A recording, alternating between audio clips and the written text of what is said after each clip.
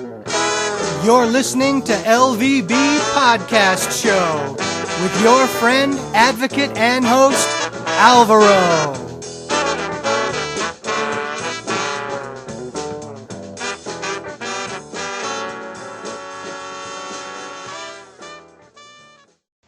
Hi and welcome to LVB Show. My name is Alvaro and I'm very happy to be with you tonight. Tonight we're going to talk to Dave Mansueto.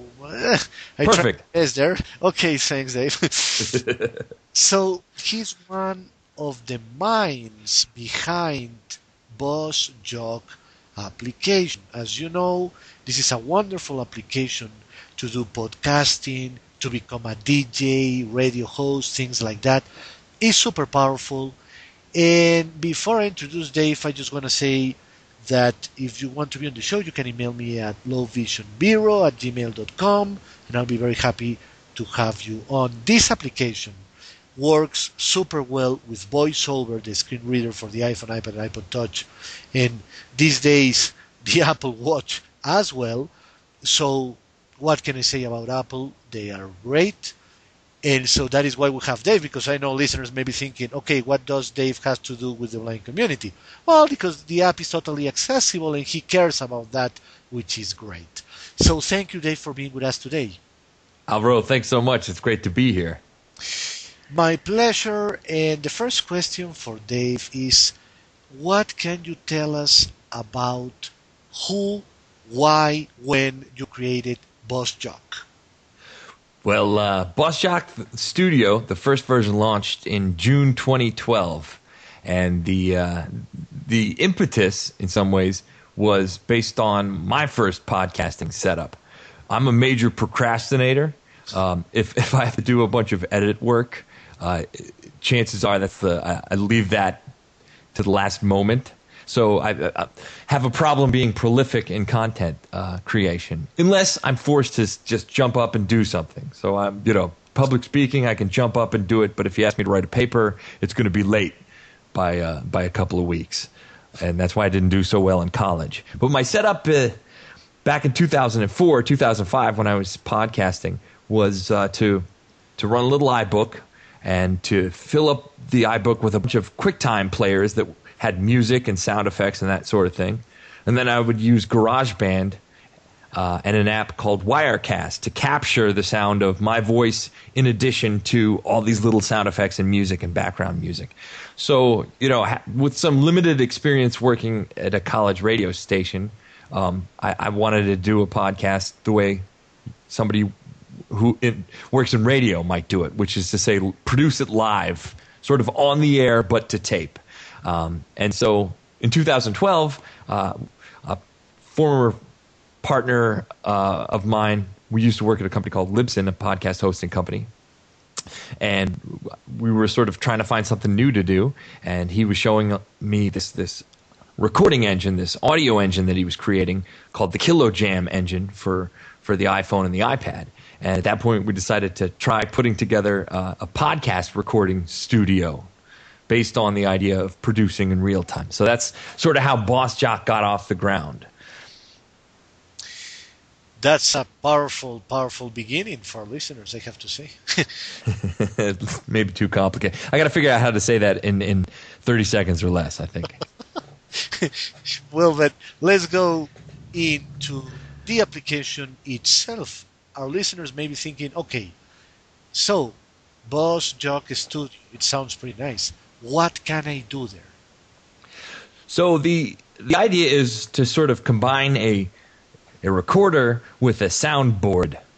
So the soundboard lets you load up some music from your library or sound effects and that sort of thing. And you hit record, and it allows you to mix your voice in real time with this music and sound effects. And when you stop recording, what you're left with is this sort of mastered, finalized thing that you could potentially send out to the internet. So the idea is to sort of like automate all of the things that normally you would have to do in post-production, like managing the levels and having fade-ins and fade-outs and that sort of thing. So it's really designed for those producers that like to work in real time, sit down, get something done, and get it out the door.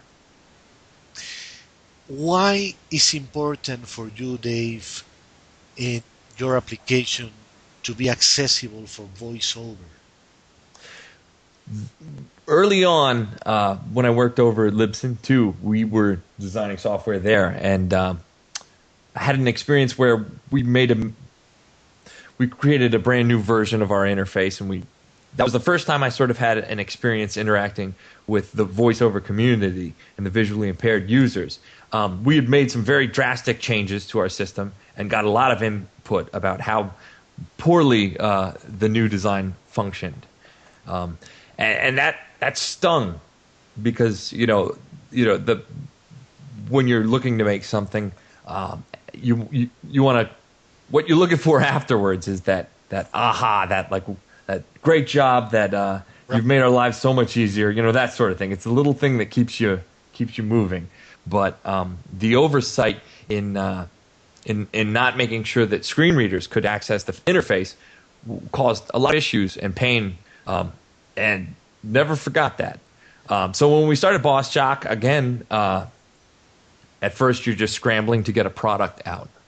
And when the first 1.0 version was out, got a lot of activity on our Twitter feed from people that use VoiceOver. And the key point that I think a certain person named Paul Hopkins, who runs VI Podcasting, Visually Impaired Podcasting, he's VI Podcasting on Twitter, he had said, hey, listen, conceptually, I love the concept of your app. It sounds like something I'd love to use. But when I swipe through, all I hear is button, button, button, button, button. And he said, listen, the voiceover community is very connected, is always looking for great software, and would reward you, and by spreading the word if you just spent a little bit of time to get your act together with regards to voiceover. So, honestly, that was... didn't want to make the same mistake before and was already starting to make the same mistake. That sounded very helpful. And honestly, when we looked at it, it really did not take us that much work to improve our voiceover support in the app. Most of it, 80-90% of it, was just labeling buttons properly, which is something we should have done in the first place. But then, after that, we released a voiceover compatible version, and our sales jumped. They probably jumped at least 10%, maybe more. And there's obviously a very connected community, like on places, the Apple Viz, right. That community. There's forums there, there's reviews there, and I don't know. It was a very easy user base to work with. Everyone was excited about the concept of the app and very appreciative. And as an app developer, you want to make users happy. That's the bottom line. That's what really feels good about what you do. So it did not take a lot of work to do it. It maybe took a month of work, a month of development and testing, but we had a lot of beta testers that came out of the woodwork to help us out and even teach us how things worked. And for example, our app BossJock Studio costs $10, and a lot of teachers and students can't afford that. So we recently created the free version of BossJock called BossJock Junior. It's the junior version of BossJock, and in some ways it has more enhancements with regards to voiceover. Things like the magic tap are assigned to some key functions. But we're doing our best to learn from the community about how we can make our app better. But it also has helped to inform us how to make sort of smarter, more simplified design decisions. Wow, very, very interesting, and thank you for taking the time to make your app accessible for everybody, because at the end it's good for everybody, and as you say, makes you happy, makes everybody happy. And I would like to know, and I'm losing my voice because I talk all day, as listeners know. I was before doing a conference call with museums in New York internationally, so that's pretty powerful. So I would like to know, Dave, today the Libsyn website and do they have an application, and are they accessible? I believe that they have improved. Honestly, we left a mess when we left there with regards to the voiceover compatibility and the screen reader compatibility. And I was part of a team that caused that issue. So you can blame me for that. I believe that they've got their act together, but I can't speak for them because, Right. Yep, that's my former place of work. They will have to be on the show, Dave. That's for sure. I'm sure they'd love to be. Because you know what? Many people in the blind community likes to do podcasting. They don't know where to host those podcasts. So this could be a great way to start. And I have a great friend who is listening to the show right now, I'm sure, Ed Pluma here in New York. So he's using Libsyn. And so, in fact, Dave, if you are able to connect me with them, I wouldn't mind. So we can tell them the importance of making things accessible and the beauty of a hosting service for podcasting to be accessible. So I leave you that in your hands, as they say, if possible. Yep, And, I'll do my best. Thank you so much, Dave. And I would like to know, do you know at this point how many people have downloaded your applications? I just got the numbers right here. In fact, it's still pretty modest, but I'm proud of it. I think we have about closing in on 13,000 people that have downloaded BossJock. You know, not a million, not 100,000, just 13,000, and about 2,000, pushing 3,000 for BossJock Junior, the free version. But what I think is really exciting is in Apple's system. Behind the scenes, they give us these statistics, and people can opt in to give us these statistics. You know, so we see, I don't know, 1,000 sessions a month that says to us that people are actually using the app as a tool. So there are people, people aren't just buying it, trying it once, and then, oh, that's fun, and then not using it. There seems to be a good, strong base of people that have found that BossJock is a good part of their podcast production workflow. So we're proud of that. Wow, that is a lot. I didn't know that they give you statistics of how many people are actually going in there and like doing a session with it. And it's pretty interesting. So is this or is going to be available for Android? Not there's no concrete plans, but there's no bias other than the fact that I've been an Apple guy all my life, but but I'm not a programmer either. But that's really, it comes down to resources, because we honestly have a hard enough time keeping up with all of the versions of Apple's devices, and that's hard.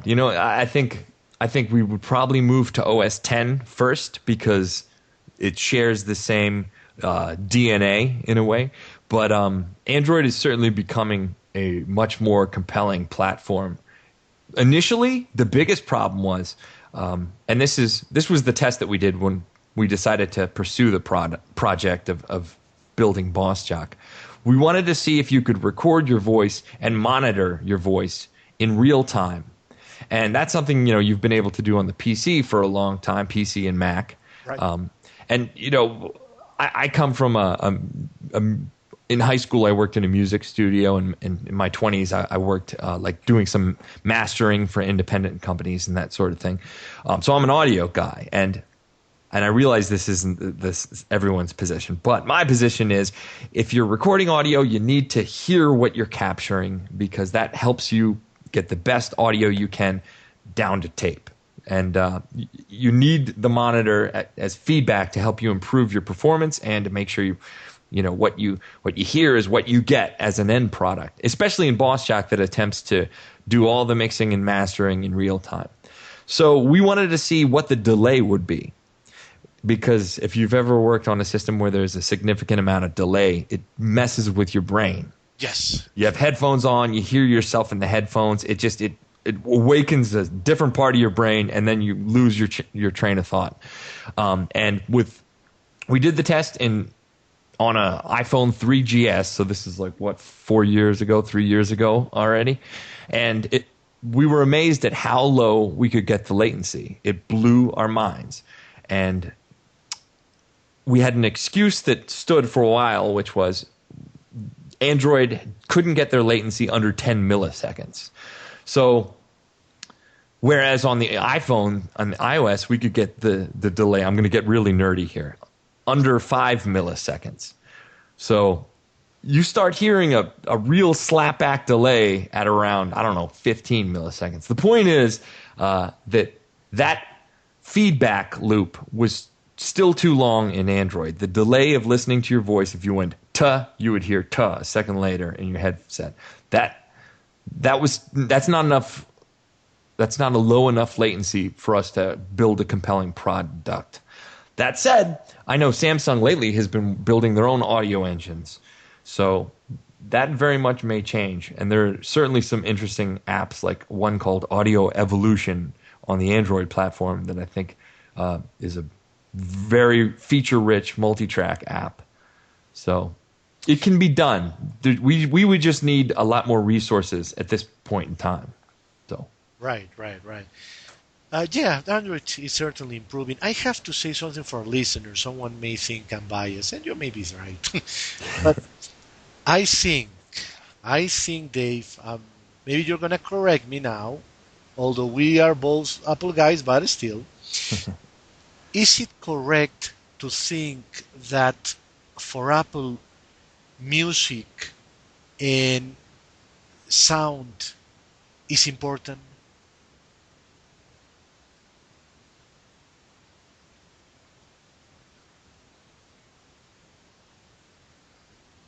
that I'm back. Can you hear me now? Okay, he was just talking about sound, and he goes down. Okay. that timing was too perfect. Apple had built into iOS the audio units and low-level plumbing that comes from their work with audio on OS X. So they have a long history of building libraries and tools for developers to use to help people create content with their products. And I think that maybe is the difference, that Apple has one of their strongholds. And I started using a Mac in '86 or something, and I went through the dark ages of the '90s where it got really tough to be a Mac user. And if I wanted to surf the web, forget it.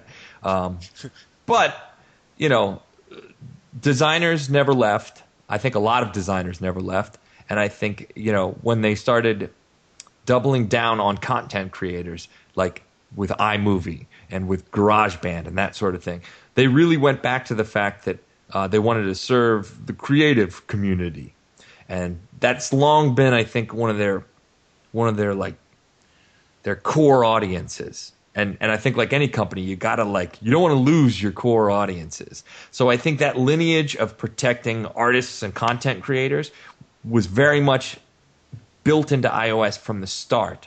And I think that's different than Android. I think Android was much more about creating initially it looked like a BlackBerry competitor in some ways. But that's so I think they started in a place of communication, which I think is Google's strength. Right. But I think now they're working their way backwards because they realize that they also want the content creators, and I'm sure they will get there. I just don't think they started in the same place. I think Apple didn't have the every person. Apple very much was like, okay, where are our strengths? Well, we have a lot of writers and content creators and movie editors and music people that never left.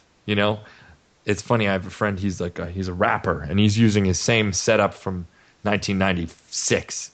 So that sort of thing. So I think it's just more about where the company started from, because at the end of the day, they all want to have, as many different types of customers as possible. So, what I think, and people may not like what I'm going to say, but I say it's only my opinion, that there are two things about Apple that Android doesn't have. And this is not about money or technology or whatever. One is, in my view, personality. I say to people, Siri is number one because Siri has charm. And Google now, nobody knows what it is. So what I'm trying to say, Dave, is that in life, and products wise is the same. You need to show that there's something behind that has life. That is my view.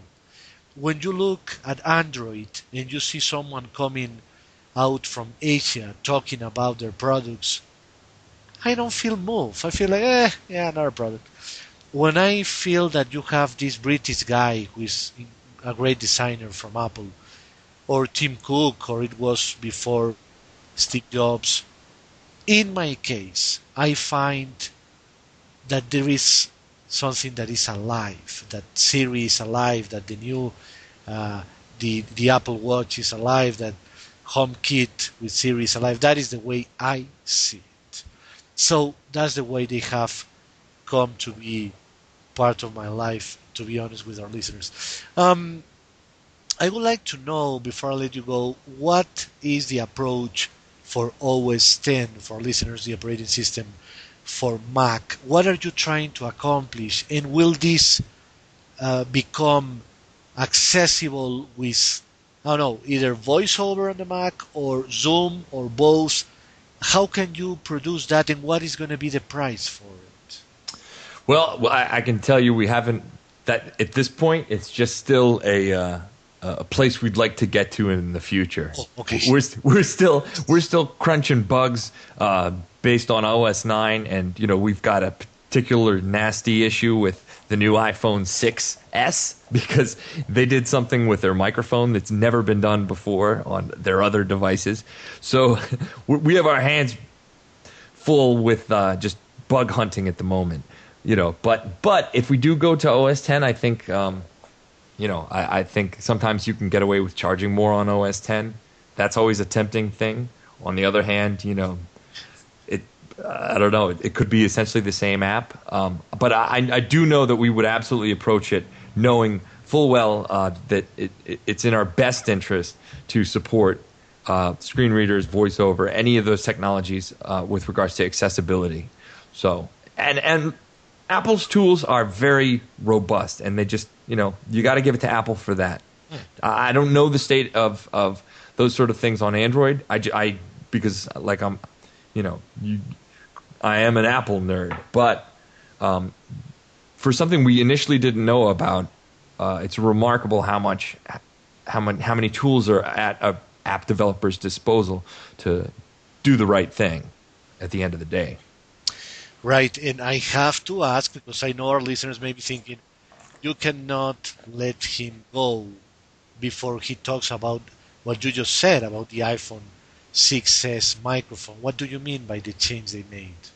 Well, so far I've heard that it sounds better, but there was a little issue with regards to our app, which is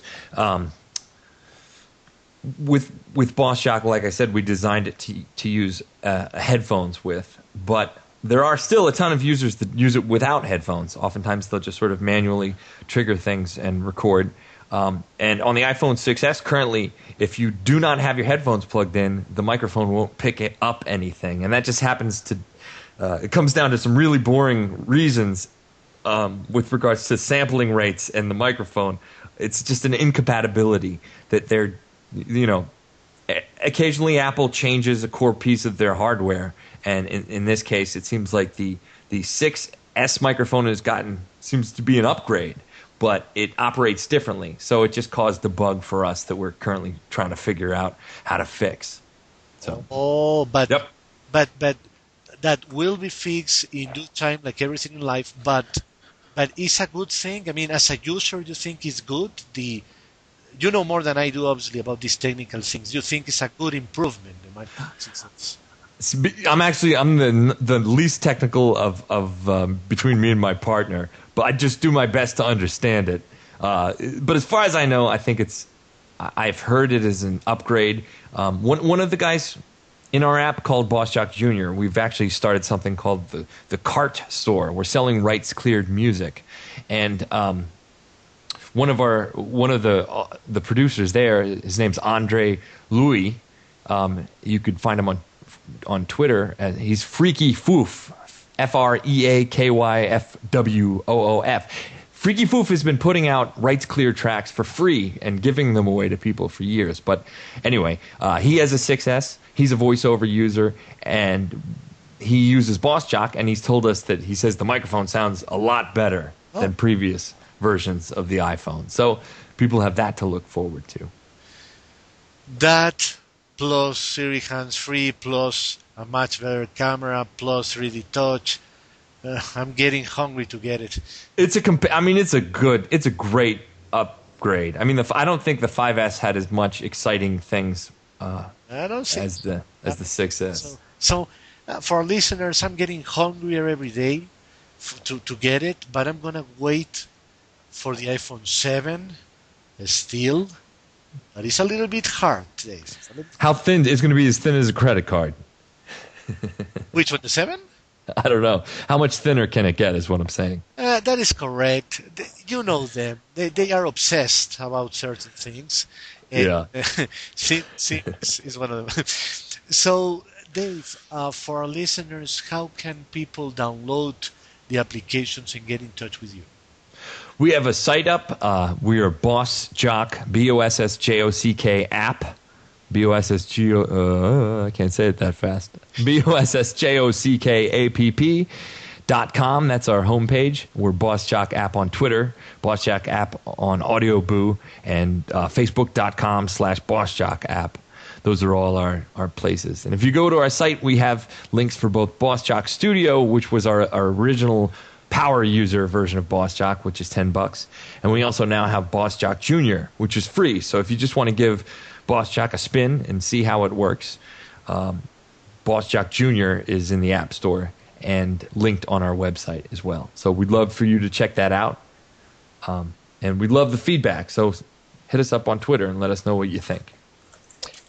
Thank you so much, Dave, for your time and expertise. And I always say this to listeners.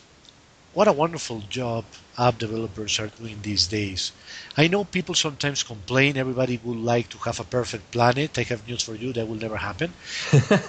So the planet is good enough, but people like Dave and his partner are doing a great job, and I really appreciate it. In name of our community, of course, and in name of everybody, because we're talking about make things accessible for everybody. And so for our listeners, I have only one thing to say.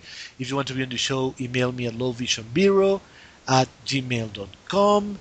And this is Alvaro from LVB Show saying thank you so much, Dave. Thank you so much, everybody, for listening. Thank you. Tonight. Thank you.